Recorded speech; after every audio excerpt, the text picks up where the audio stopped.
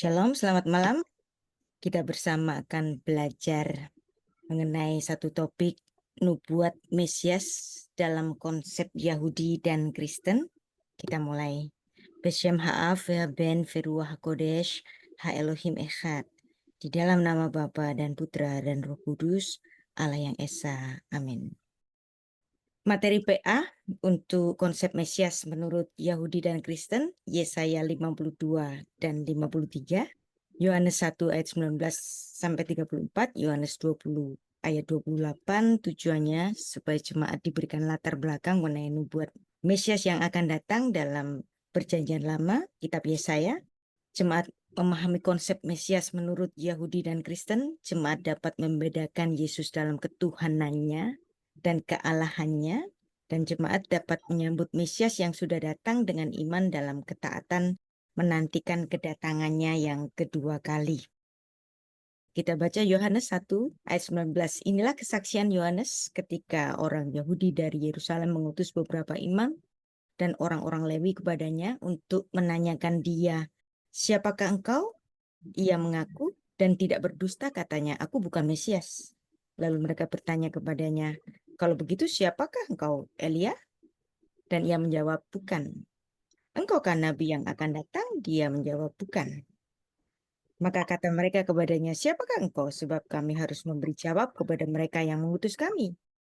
Apakah katamu tentang dirimu sendiri?"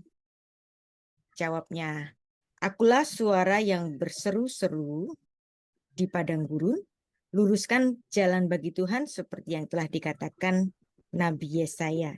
Dan di antara orang-orang yang diutus itu ada beberapa orang Farisi.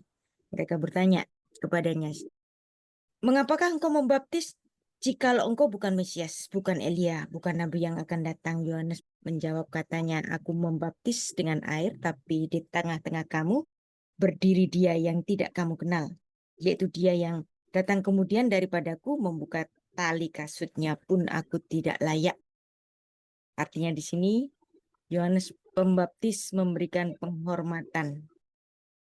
Dan kita baca ayat 29 di sini. Yohanes memberikan kesaksian siapakah Yesus Sang Mesias. Pada keesokan harinya, Yohanes melihat Yesus datang kepadanya. Ia berkata, "Lihatlah anak domba Allah yang menghapus dosa dunia." Dan ini perujukan dari Kejadian 3 ayat 15. Ayat ke-34 saya baca di sini, "Dan aku telah melihatnya dan memberi kesaksian, ia inilah anak Allah." Dan ini merujuk kepada Daniel 7 ayat 9 sampai 14. Dan Thomas sendiri memberi satu pengakuan, "Ya Tuhanku dan Allahku." Dan untuk khusus Yesaya pasal 53 atau Yesaya 52 akhir dan 53 keseluruhannya saya sebenarnya sudah membahas. Nanti saya akan membahas sedikit, tapi kalau Anda mau mempelajari keseluruhannya, saya juga pernah membahasnya di dalam satu sesi GKI Manyar Surabaya. Jadi di situ ada pembahasan Yesaya 53 secara penuh, dan nanti saya juga akan membahasnya sedikit. Mengenai Mesias dalam konsep Yahudi dan Kristen, saya bagi pada 4 bahasan. Sesi 1 saya membahas 2 bahasan, nanti sesi kedua saya juga membahas 2 bahasan lagi. Mesias. Mesias itu Allah atau utusan Allah? Bahasan kedua, Mesias itu ben David atau Mesias ben Yosef. Karena ini adalah konsep yang dipercaya oleh Judaism Rabbinik. Apakah ini cocok dengan konsep Mesias Kristiani? Karena dalam Judaism Rabbinik menganggap ada Mesias ben David, ada juga Mesias ben Joseph. Dan mereka menanti-nantikan 2 macam Mesias ini. Ada yang mengatakan bahwa 2 macam Mesias ini berada dalam satu sosok, ada yang mengatakan 2 Mesias ini adalah Mesias yang berbeda. Jadi ada 2 macam penafsiran. Bagaimana pandangan orang Kristen menghadapi penafsiran orang Yahudi bahwa ada 2 macam Mesias? Apakah ini 1 orang atau 2 orang? Nanti kita akan pelajari bersama. Baik, untuk bahasan pertama kita membahas Mesias itu Allah atau utusan Allah. Dan kita harus tahu bahwa berita tentang Sang Mesias adalah pusat pemberitaan para nabi. Kol hanefiin kulan nitnafu ella limot hamasyah. Semua nabi-nabi di dalam perjanjian lama tidak bernubuat kecuali untuk hari-hari Sang Mesias. Jadi nubuat-nubuat dalam perjanjian lama itu utamanya merujuk kepada kedatangan Sang Mesias. Ini adalah yang dipahami oleh orang Yahudi dalam kitab tradisi mereka, yaitu Sanhedrin 99a ayat 1 dan Berachot 34b ayat 19. Saya tidak sedang menambahkan kitab suci kepada orang Kristen, tetapi ketika saya mengutip kitab-kitab tradisi Judaism, bukan untuk menambahkan kitab suci, bukan, tetapi untuk membandingkannya dengan apa yang kita pahami dan kita imani. Ternyata orang-orang Yahudi juga menyatakan bahwa seluruh nubuat di Perjanjian Lama itu ditujukan kepada Sang Mesias yang dijanjikan. Doktrin soteriologi ini menjadi pusat pemahaman dari kepercayaan kita untuk menanti Sang Mesias yang sudah digenapi kedatangannya yang pertama dan kita bersama-sama menanti kedatangannya yang kedua. Pokok pembahasannya bermula dari proto-evangelium, yaitu Injil yang pertama, kitab Kejadian, kitab genealogi. Jadi soteriologi harus dimulai dari kitab Kejadian. Walaupun kitab Injil yang disebut kitab Injil pertama adalah Injil Matius, tetapi berita Injil yang pertama adalah di kitab Kejadian, Kejadian 3 ayat 15, seperti kata Bapak Gereja Irenaeus menyebut Kejadian 3 ayat 15 adalah proto-evangelium. Bahkan orang Yahudi juga memandang Kejadian 3 ayat 15 ini sebagai hatikva lamasyah, harapan akan hadirnya Sang Mesias. Jadi sama, walaupun istilahnya berbeda, tapi muaranya sama, tujuannya sama, bahwa Kejadian 3 ayat 15 adalah berita baik mengenai Sang Pemberes dosa. Aku akan mengadakan permusuhan antara engkau dan perempuan ini, antara keturunanmu dan keturunannya. Keturunannya akan meremukkan kepalamu dan engkau akan meremukkan tumitnya. Ve'eva asid, dan perseteruan berdarah. Ya, ini bukan cuma permusuhan, tapi dalam artian perseteruan berdarah. Jadi pasti salah satunya mati. Dan aku akan mengadakan perseteruan berdarah. Ve'eva asid, benha uven haisha uven sar'aha uven sar'ah hu yeshuve harosh ve'ata teshuvenu akef. Nah, ini ada kata akef.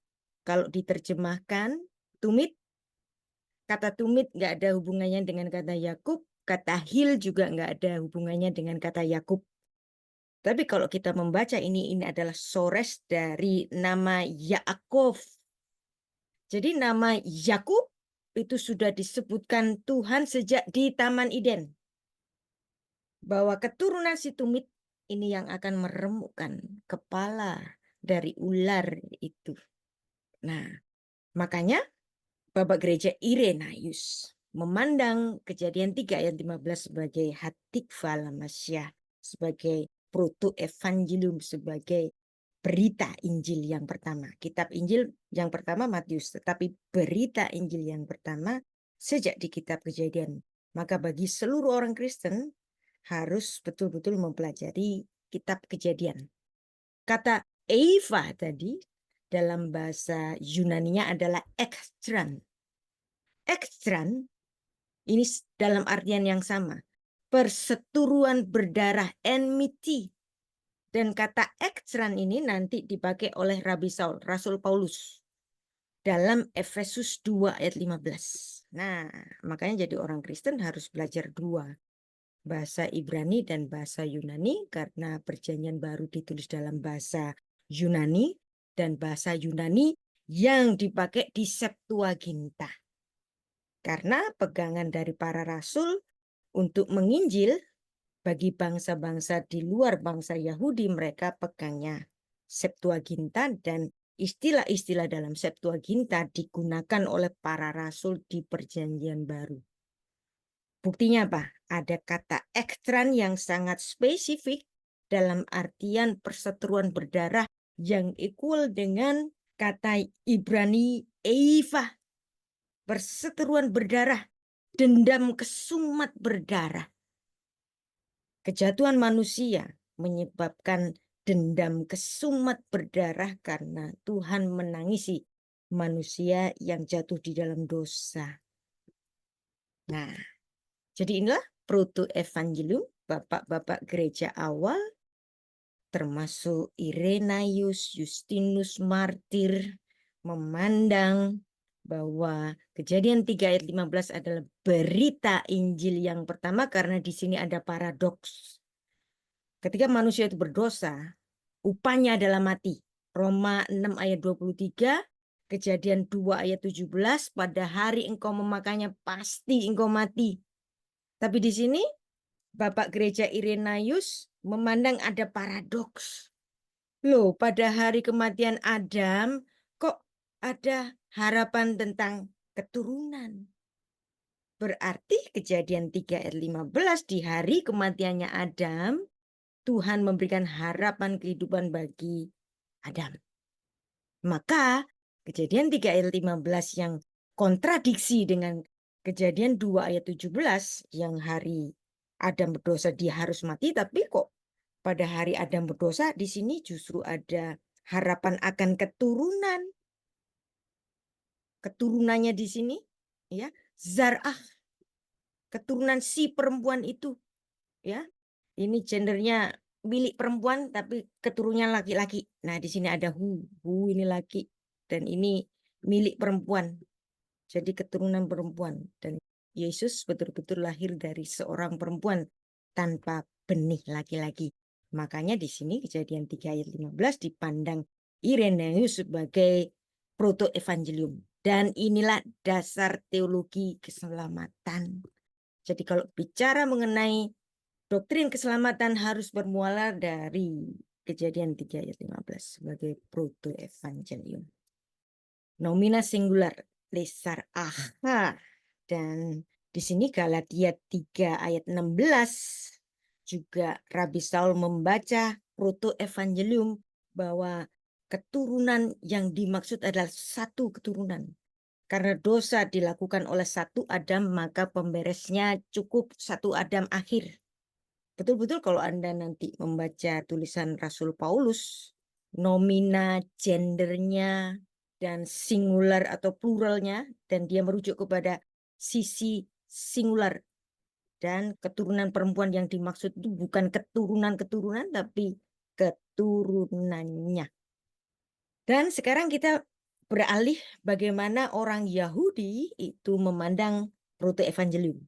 Proto-evangelium dalam pandangan Jonathan Ben Uziel. Jonathan Ben Uziel ini adalah seorang scholar dari Beit Hillel yang terbaik, yang usia dari Jonathan Ben Uziel ini seumur dengan Yesus Kristus. Dia lulusan terbaik dari Beit Hillel dan dia menerjemahkan Torah bahasa Ibrani ke dalam bahasa Aram, bahasa sehari-harinya orang Yahudi, dan kemudian dia menambahkan komentari-komentari para rabi saat itu.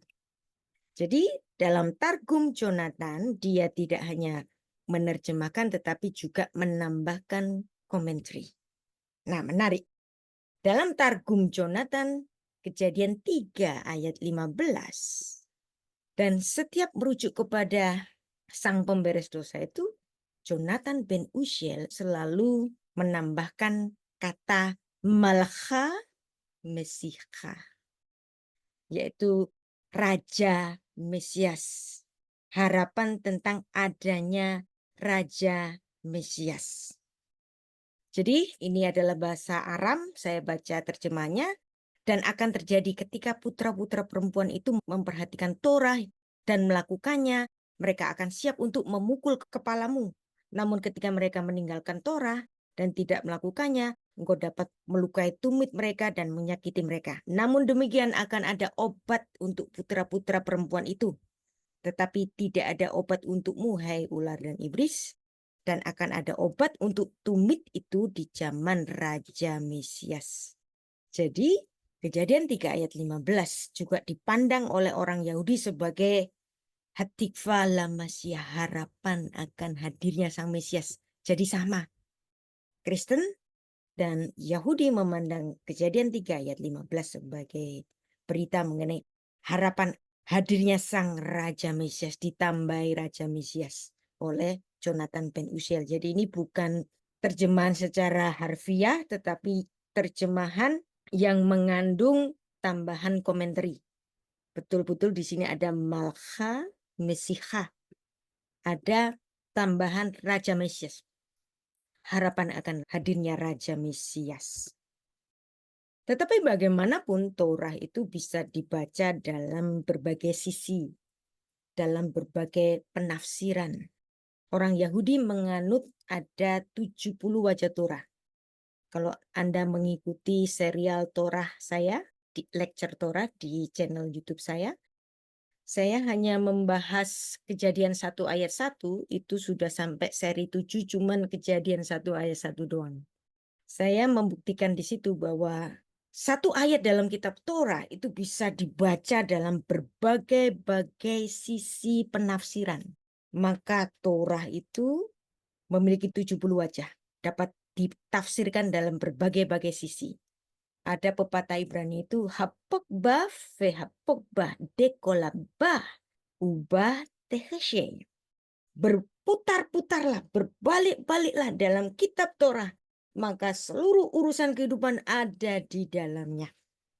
Nah, karena memang Torah itu bisa dibaca dalam berbagai sisi, seluruh urusan kehidupan ada di dalamnya. Bamidbarabah 13 ayat 15 atau Pirkei Avot pasal 5. Dan kitab Torah itu bukan sekedar narasi suci tetapi juga karya seni sastra. Karena Anda bisa merasakan keindahan sastra kalau Anda membacanya dalam Alkitab bahasa asli Ibrani. Karena Tuhan ketika memberikan wahyunya kepada Musa bukan hanya mewahyukan kata-kata dan kalimat, tetapi Torah itu diwahyukan secara huruf-huruf. Jadi gugusan hurufnya itu memiliki makna-makna. Itulah sebabnya seorang ahli Taurat tidak hanya memperhatikan kata tetapi memperhatikan juga jumlah hurufnya. Jadi huruf-hurufnya itu diteliti dan setiap huruf memiliki makna-makna. Dan inilah kalau kita membahas sastra kitab Torah dalam antropologi budaya Semitik sebagai bagian integral dari studi teologi. Kita semua yang sudah terbiasa dengan teologi barat, kali ini kita juga memasukkan teologi timur sebagai tambahan kekayaan wawasan. Jadi ketika saya mengajarkan satu teologi timur bukan untuk membuang teologi baratnya, tetapi menambah wawasan sebagai bagian integral yang tidak bertentangan tetapi memperkaya. Karena kita harus ingat bahwa Yesus Kristus adalah orang Yahudi, dia lahir di tanah Israel, dia besar di tanah Israel, bagian dari Asia. Yesus Kristus tidak berasal dari Amerika, tidak berasal dari Eropa, tetapi kita biasanya menganggap Yesus Kristus itu rambutnya coklat, kulitnya putih, hidungnya mancung karena yang melukis adalah Leonardo da Vinci. Kalau Yesus betul-betul ada di Timur Tengah, tentu saja kulitnya Yesus tidak seputih itu. Menurut Profesor John Digar, kekristenan itu bagaikan anak durhaka yang tidak mengakui orang tuanya, padahal akar kekristenan adalah Judaism. Tanpa Judaism, kekristenan tidak pernah ada. Apabila kekristenan tidak mau mengakui akarnya yang berasal dari Judaism, ini adalah penyimpangan sejarah yang paling ironis. Ini adalah tulisan dari Profesor John Digar, halaman pertama dalam bukunya The Lost Legacy. Ya mungkin Anda nggak setuju dengan pernyataan dari Profesor John Digar ini, mungkin Anda bilang, wah ini kok mau dijadikan Judaism. Enggak, jangan takut, saya tidak akan menjadikan Anda Judaism, tetapi kita mempelajari bagaimana orang Yahudi memandang harapan mereka akan Mesiasnya yang memang Yesus itu lahir sebagai seorang Yahudi. Nah, pertanyaannya, Mesias itu Allah atau utusan Allah? Nanti kita akan mempelajari Keluaran 3 ayat 14 yang dimana kita sudah pernah mempelajari penampakan Yesus Kristus di Perjanjian Lama, Kristofani atau Teofani. Kalau ditanya, Mesias itu Allah atau utusan Allah? Saya jawab dua-duanya. Karena Allah bisa mengutus Allah. Jadi Mesias itu Allah atau utusan Allah? Ya betul, dua-duanya. Nah ini ada ungkapan the genius of the end, the tyranny of the or. Ini atau ini? Mau pilih ini A atau B? Itu tirani. Maka lebih baik dan lebih jenius kalau kita memandang dua-duanya. Mesias itu Allah. Tapi Mesias itu juga utusan Allah. Ungkapan kalimat syahadatnya orang Yahudi tentang keesaan Allah. Shema Israel, Adonai Eloheinu, Adonai Echad. Dengar hai Israel, Adonai itu Tuhan kita, Adonai itu Esa. Bagaimana dengan ungkapan Allah mengutus Allah? Mungkin nggak sih Allah mengutus Allah? Apakah Allahnya ada dua? Keluaran 3 ayat 14. Firman Allah kepada Musa. Waktu Musa tanya, Masmo, apa namanya? Lalu Tuhan menjawab kayak begini, kayak nggak mau bilang gitu. Aku ya aku. Gitu. Namamu siapa Tuhan? Kayak dengan Tuhan itu ngomong, aku ya aku. Kemudian firman-Nya, beginilah kau katakan kepada orang Israel itu. Akulah aku, Ehye, Asher Ehye. Kemudian dia menyebut namanya Ehye, aku yang ada telah mengutus aku kepadamu. Ayat ini bisa diartikan dalam berbagai sisi, tapi izinkan saya membacanya begini. Ketika Musa tanya, siapakah namamu? Aku ya aku. Ehye Asher Ehye. Akulah aku yang telah mengutus aku kepadamu. Ehye shilachani alechem. Jadi I-nya ini saya baca I-nya Tuhan. I-nya yang ditanya oleh Musa tadi. Aku mengutus aku kepadamu. Alechem. Aku mengutus aku kepada kalian. Nah, jika Allah mengutus Allah, apakah ada dua Allah? Jadi ketika Allah mengutus Allah adalah seperti Allah atau Bapa mengutus Sang Firman. Yesus Kristus adalah Sang Firman. Yohanes pasal 1. Kita baca Yesaya 55 ayat 11. Demikianlah firman-Ku yang keluar dari mulut-Ku. Ia tidak akan kembali kepadaku dengan sia-sia, tetapi ia akan melaksanakan apa yang Ku kehendaki. Ku-nya siapa? Tuhan. Dan akan berhasil dalam apa yang Ku suruhkan kepadanya. Selektif. Jadi Allah mengutus Allah adalah seperti Allah mengutus firman-Nya. Jadi firman-Ku kemudian menggunakan kata ganti orang ketiga, selektif, dari kata syalak. Jadi Allah mengutus firman-Nya dan firman-Nya itu akan melakukan apa yang dikehendaki dari Bapa yang telah mengutusnya. Nah, ini adalah pemahaman Allah mengutus Allah. Nah, apakah kalau Allah mengutus Allah, itu seperti ada dua Allah? Sepertinya ada dua Allah. Dan bahkan dalam pemahaman Yahudi Kabalistik itu ada pemahaman two power in heaven. Sepertinya ada two power in heaven. Dan pemahaman ini berasal dari kitab Daniel pasal 7 dan juga yang pernah diwahyukan kepada Yohanes bahwa ada tahta Allah dan tahta anak domba. Sepertinya ada dua tahta. Dan juga ada ungkapan to power in heaven. Kalau Anda membaca Daniel pasal 7, ada yang lanjut usianya, memberikan kuasa kepada Barnasya, kepada anak manusia itu.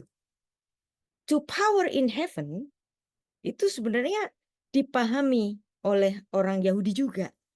Tetapi ini kan menjadi satu pertikaian teologis. Loh, kok kayaknya ada dua Allah? Stay ratio. Ada kuasa, ada dua kuasa di surga. Bahkan kitab Wahyu juga mengatakan ada tahta Allah dan tahta anak domba seolah-olah dua tahta. Tapi apakah kita menjadi politeis dengan pemahaman ini? Sebenarnya ada kesamaan antara yang kemudian disebut Kristen dan Judaism. Tapi sebelumnya, sebelum Kristen itu dilembagakan sebagai institusi, sebenarnya jemaat mula-mula sampai adanya konsili Jamnia pada sekitar tahun 95 di sini ya, pada sekitar tahun ini 95 Masehi, para jemaat mula-mula, murid-murid Kristus, murid-murid para rasul, ibadahnya di mana? Ibadahnya di sinagog sama, ya, sampai nanti ada konsili Jamnia. Ini adalah sidangnya para rabi Yahudi yang kemudian mengadakan pemisahan. Bahwa sinagog hanya untuk yang betul-betul melaksanakan tradisi Torah, sedangkan bagi orang-orang yang menjadi percaya kepada Yeshua Mashiach, Yesus Kristus, mereka tidak diperkenankan untuk beribadah di sinagog. Yang di kemudian hari barulah ada bangunan gereja di kemudian hari. Ketika kekristenan menjadi institusi. Setelah Edik Milan. Tahun 313 Edik Milan. Ketika Kaisar Konstantin bertobat dan juga ibunya Ratu Helena. Dan menjadikan kekristenan sebagai agama negara. Tapi dulunya sama-sama ada di sinagog. Jadi kalau tadi Profesor John Digar mengatakan bahwa sebenarnya dulunya nggak ada Kristen dan Yahudi, semuanya Yahudi. Karena dulunya memang sebelum terjadi konsili Jamnia, itu murid-murid Kristus dan juga murid-murid para rasul, jemaat yang mula-mula mereka ibadahnya di mana? Ibadahnya di sinagog. Atau bahkan di Bait Allah sebelum Bait Allah runtuh. Dan kemudian beribadah di setiap rumah-rumah. Dan ketika betul-betul ada konsili Jamnia pada 95 Masehi, orang Kristen, orang-orang yang percaya Kristus, pengikut Yesus, orang Nazaret, mereka kemudian beribadah di rumah-rumah sampai nanti ada yang namanya gedung gereja. Jadi dari mana pemahaman orang Yahudi mengenai two power in heaven? Yaitu berasal dari Daniel 7 ayat 9 sampai 14 yang dimana pada zaman itu Daniel memandang suatu penglihatan ada yang lanjut usianya yang duduk di atas tahta kereta surgawi. Anak manusia dituntun kepadanya dengan awan-awan surga. Lalu yang lanjut usianya menjadikan Barnasya, anak manusia, tokoh surgawi yang lebih muda, sebagai raja abadi yang harus disembah, dihormati, dan dipatuhi. Perhatikan, ayat ini dikutip oleh Tuhan Yesus di hadapan sidang Sanhedrin sebelum Tuhan Yesus disalib kan? Dan Tuhan Yesus merujuk bahwa anak manusia itu adalah dirinya. Dan kemudian Kayafas merobek jubahnya dan orang-orang Yahudi berseru, salibkan dia, salibkan dia. Karena Yesus mengklaim dirinya adalah yang dinubuatkan dalam Daniel pasal 7. Dan bagi orang Yahudi, Daniel pasal 7 ini adalah harapan akan hadirnya Sang Mesias. Dalam perjanjian lama, istilah anak manusia mengacu kepada keberadaan seorang manusia yang berbeda dari Yesus seperti sapaan Allah kepada Yehezkiel. Jadi di sini orang masih bertanya-tanya, ini sosok ilahi. Tapi kalau sosok ilahi kok kayaknya ada dua Allah. Bagaimana mungkin ada two power in heaven? Nah, mereka bertanya-tanya. Orang-orang Yahudi juga bertanya-tanya. Jadi beginilah gambaran Daniel itu menggambarkan ada dua sosok yang berkuasa. Kalau Anda melihat gambar ini, kalau ada yang lanjut usianya, ada yang muda usianya, terus Roh Kudusnya taruh di mana? Nah, karena pelukisnya adalah orang Kristen, maka kemudian dikasih gambar burung merpati di sini sebagai lambang dari Roh Kudus. Jadi tentang apa yang dilihat oleh Daniel ini dari dulu sudah menjadi satu konflik bagaimana mereka akan mengerti. Kok bisa ada dua kuasa di sorga? Nah, kalau kita membandingkannya dengan Mazmur 110 ayat 1. Di sini Daud menubuatkan bagaimana sosok Sang Mesias itu. Bahwa Sang Mesias itu yang lahir dari keturunan Daud, tapi Daud sendiri menyebut keturunannya sebagai tuannya. Ini aneh. Nah, kalau Anda memahami unggah-ungguhnya orang Jawa atau unggah-ungguhnya orang Chinese, mereka itu sangat mementingkan silsilah, garis silsilah siapa yang dituakan. Kalau Daud ini adalah leluhur bagi Sang Mesias, berarti keturunannya harus menghormati leluhurnya kan? Tetapi Daud sebagai leluhur menyebut keturunannya sebagai tuanku. Wow, menarik ini. Berarti Sang Mesias adalah sosok yang lebih besar dari Daud. Padahal Daud ini adalah Raja Israel. ya kan? Dan dia juga memiliki kemampuan kenabian. Tetapi keturunannya Daud, Daud sebagai leluhurnya, Daud mengatakan keturunanku itu tuanku. Duduklah di sebelah kananku sampai kubuat musuh-musuhmu menjadi tumpuan kakimu. Jadi siapa yang berfirman Tuhan ini siapa? Dan tuanku ini siapa? Pertanyaan inilah yang sedang ditanyakan Yesus kepada para ahli Taurat dan orang-orang Farisi.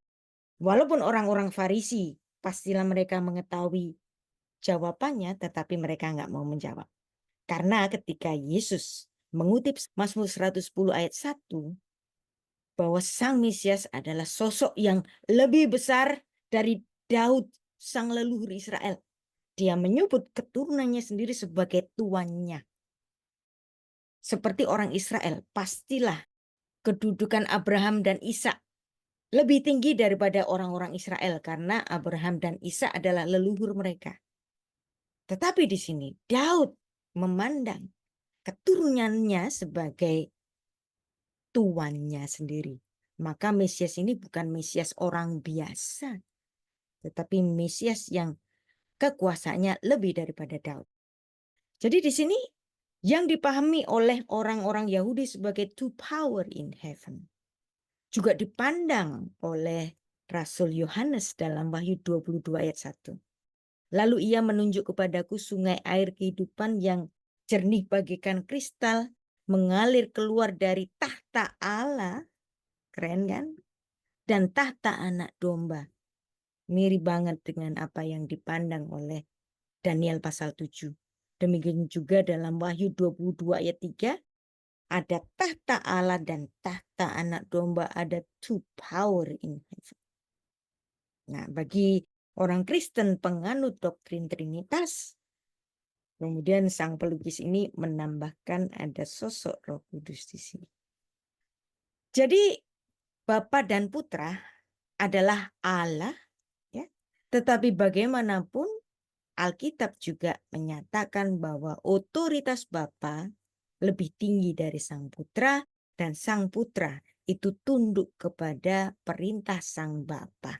Sehingga walaupun Tuhan Yesus sudah mengatakan kepadaku telah diberikan kuasa di sorga dan di bumi, tetapi ketika Yesus sendiri merujuk kepada Bapanya, nah Bapanya ini disebut Allah.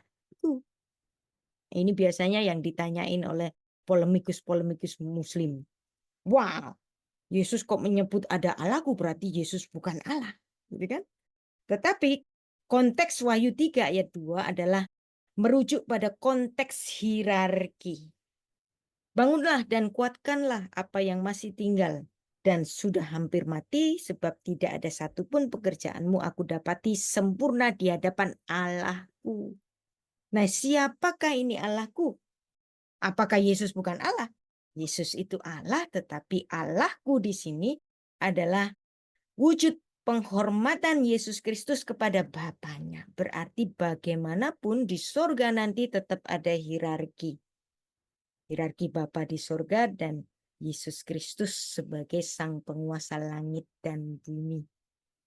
Dan juga Wahyu 3 ayat 12 Tuhan Yesus pun tetap menyebut Bapa dengan panggilan hormat Allahku. Kita bersama-sama percaya bahwa Yesus adalah Allah. Dia adalah Tuhan dan Allah kita. Tetapi ketika Yesus menemui Yohanes dalam suatu wahyu, dan itu dituliskan dalam kitab Wahyu, Yesus menyebutkan Bapanya dalam ungkapan kehormatan merujuk kepada Bapa. Jadi ini nggak usah pakai dipertentangkan. Yesus adalah Tuhan dan Allah. Bapa juga adalah Tuhan dan Allah bagi kita.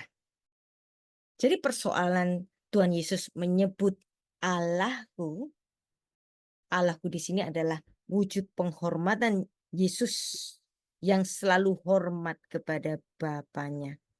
Ya, bahasa Ibrani-nya adalah Elohai. Dan juga kita bisa membandingkannya dalam Kisah Para Rasul 5 ayat 31. Dia siapa? Yesus. Yang telah ditinggikan oleh Allah. Loh kan? Ini nggak usah pakai dipertentangkan. Kalau ditinggalkan oleh Allah berarti Yesus bukan Allah, bukan. Allah di sini adalah merujuk secara konteks merujuk kepada Bapa, dengan tangan kanannya menjadi pemimpin dan juru selamat supaya Israel dapat bertobat menerima pengampunan dosa. Dan inilah yang dipandang oleh Daniel pada Daniel pasal 7 bahwa memang yang lanjut usianya memberikan kekuasaan penuh pada sosok yang lebih muda usianya, yaitu Barnasya, anak manusia. Kisah para Rasul 13 ayat 23 juga menyatakan, dari keturunannya lah sesuai dengan yang telah dijanjikannya Allah telah membangkitkan juru selamat bagi orang Israel. Ini juga nggak usah dipertentangkan. Berarti bagaimanapun Alkitab itu memandang ada hierarki. 1 Korintus 11 ayat 3. Tetapi aku mau supaya kamu mengetahui hal ini, yaitu kepala dari setiap laki-laki ialah Kristus dan kepala dari perempuannya ialah laki-laki, kepala dari Kristus ialah Allah. Jadi bagaimanapun tetap ada hierarki. Sang anak tunduk kepada bapaknya. Bahkan Yesus ini tetap mempertahankannya ketika dia memberikan wahyunya kepada Yohanes. Jadi Allah adalah Bapa dari Tuhan kita Yesus Kristus. Yang dimaksud Allah tadi dalam ayat-ayat tadi secara konteks adalah merujuk kepada Sang Bapa. Jadi Yesus adalah satu-satunya juru selamat yang dimana sumber keselamatannya adalah dari Bapa. Yesus mengemban seluruh tugas dari Bapa sampai kesudahannya secara sempurna. Jadi kesimpulannya, Allah telah datang ke dunia dan menjadi manusia dalam diri Yesus Kristus. Bahkan sang anak juga disebut Allah. Ibrani 1 ayat 8. Tetapi tentang anak ia berkata, tahtamu ya Allah. Tetapi tentang anak, ia ini siapa? Sang Bapa. Tahtamu ya Allah. Bapa pun menyebut sang putra sebagai Allah. Jadi sang putra Allah, Bapa adalah Allah, Roh Kudus adalah Allah. Apakah ini politeisme? Kita sudah mempercayai bersama tentang Trinitas, bukan bermakna tiga Allah. Dan apa yang dikutip dalam Ibrani 1 ayat 8 ada di dalam Mazmur 45 ayat 7. Ada perbedaan terjemahan. Kisahha Elohim. Jadi di sini tahtamu kepunyaan. Nah ini tambahan kepunyaan ini yang biasanya dipersoalkan oleh teman-teman Muslim dan saksi-saksi Yehova. Oh, itu bukan tahtanya Yesus Kristus, itu tahtanya kepunyaan Allah. Padahal di sini Sang Bapa bicara kepada Sang Putra, tahtamu ya Allah. Nah, bahwa Sang Anak pun disebut Allah oleh Bapa. Namun bagaimanapun, ada hierarki Elohim di surga. Ketika Elohim berdiri di hadapan sidang ilahi, Divine Council, tentulah yang menjadi kepala dari Divine Council adalah Sang Bapa sendiri. Ini ada bahasan yang tersendiri. Kita fokusnya masih di Mesias dulu ya. Kalau ini mau bertanya kita bisa tanya jawab nanti. Saya percaya tetap ada hierarki di surga. Hierarki di bumi adalah bentukan dari apa yang ada di surga, adalah cerminan dari apa yang terjadi di surga.